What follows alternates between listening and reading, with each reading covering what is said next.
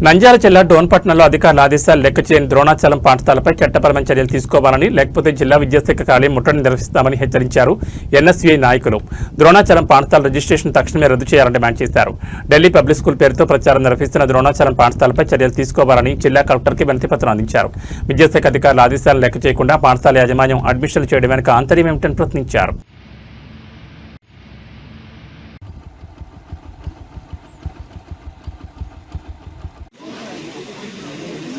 అయ్యో ఏమైనా ఉన్నాయా అవి నాకు ఏమైనా లెటర్ పెట్టారు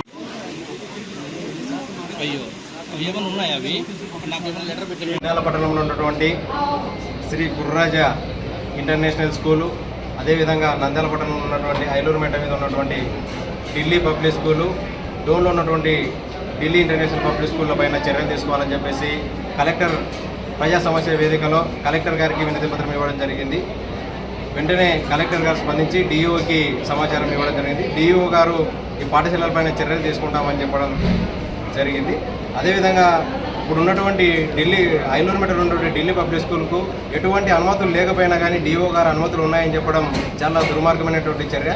ఎందుకంటే సిబిఎస్ఈ బోర్డే వాళ్ళే ఆర్టీఏ ద్వారా మేము అడిగితే నంద్యాల జిల్లాలో ఉన్నటువంటి ఈ ఢిల్లీ పబ్లిక్ స్కూల్కి ఇంకా అనుమతులు లేవు, వాటికి అప్లికేషన్ నెంబర్లే రాలేదని చెప్పేసి చెప్పడం జరిగింది.